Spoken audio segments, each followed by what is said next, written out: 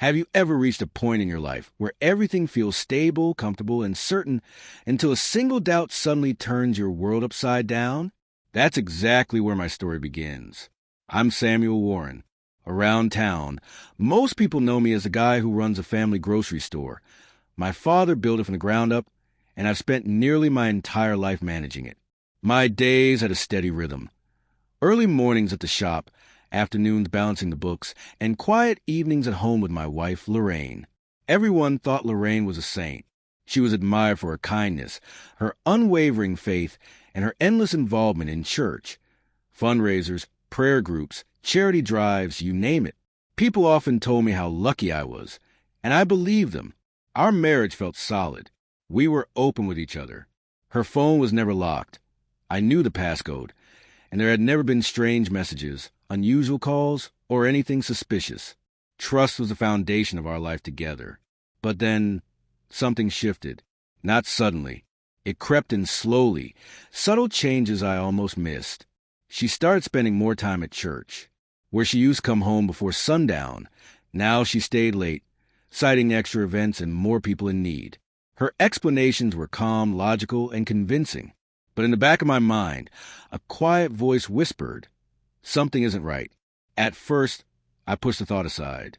I told myself doubt had no place in a marriage built on trust and shared faith.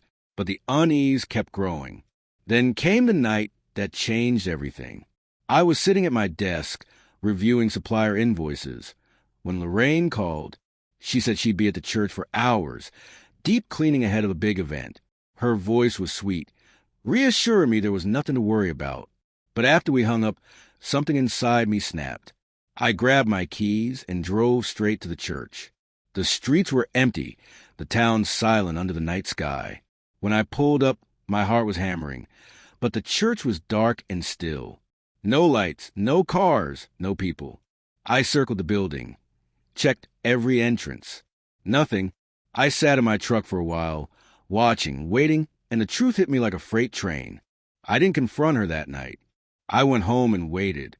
Lorraine came back later, smiling, acting as if nothing had happened.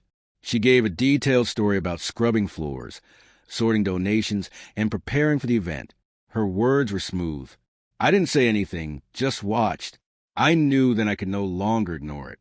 By sunrise, I had made a decision. I drove into the city, heart racing, and walked into a small office tucked between old brick buildings. The name on the door read, Miles Draper, Private Investigator. Miles was an older man, calm, direct, no fluff. I told him everything. The late nights at church, the empty parking lot, the gnawing feeling I couldn't shake. He listened, then nodded. He'd seen this before and promised to start surveillance immediately. As I left, a strange calm settled over me. At least now I'd know. The next few days crawled by. I kept my routine, stocking shelves and greeting customers as if nothing had changed. But every glance at Lorraine pierced through the mask. Her smiles, her prayers, even the meals she cooked. They were all carefully crafted illusions. Then came the call. Miles's voice was flat and firm. Come to my office.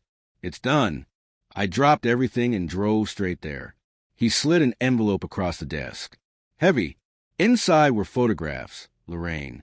Step by step, in broad daylight. Leaving a roadside motel with Daniel Finch. Daniel, a regular at church, known for leading Bible studies while his own wife avoided the spotlight. Photo after photo, arriving together, leaving together. Their body language left no doubt. This wasn't friendship. It was an affair. Miles laid it all out. Dates, times, locations. Every moment Lorraine claimed to be at church. She was with Daniel instead. I stared at the photos, hands trembling, face still. Not just a betrayal. It was how effortlessly she returned home after each encounter, acting as if nothing had happened. I quietly thanked Miles, took the envelope, and left.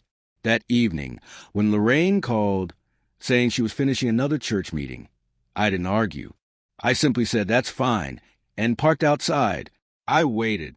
The silence was deafening. She stumbled through her excuses, offered to pick up things from the store, even mentioned my favorite dessert. I didn't move. Minutes later, I saw her slip out through a narrow alley beside the church. Head down, moving quickly, she climbed into my truck without a word. I drove home in silence. Halfway there, she tried spinning her story, claiming she had to handle something personal. I said nothing. At the house, I pulled into the driveway, turned to her, and set the envelope on her lap. "Open it," I said flatly. Her face went pale. The second she saw the photos, she broke down, sobbing, gasping, begging for forgiveness. Claimed it was a mistake, a lapse in judgment, that she still loved me. I didn't flinch. When the hour struck, I said only, "You have 1 hour. Pack your things. Leave." I walked away, leaving her crying in the front seat. She packed frantically, stumbling under the weight of her lies. When she left, dragging her suitcases behind her, I didn't watch. I sat in my chair, staring at the clock, composed, but my work wasn't finished. I drove to Daniel's house, knocked firmly. Daniel answered, surprised. "I need to speak with your wife," I said calmly. His wife, Laura, soon appeared, puzzled.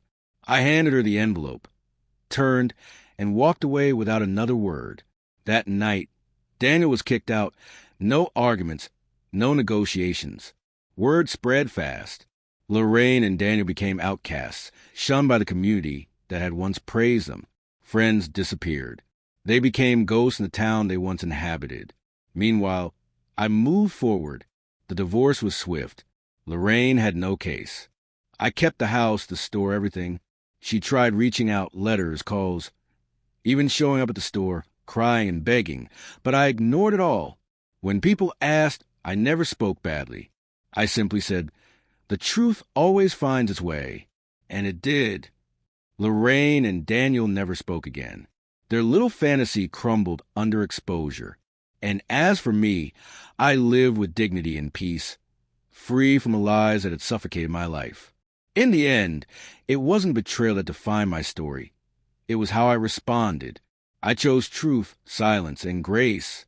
And that was enough to carry me forward. So, what do you think? Did Samuel handle it right? Drop your thoughts below. I'd love to hear them. And if you enjoyed this story, explore more captivating tales on my channel.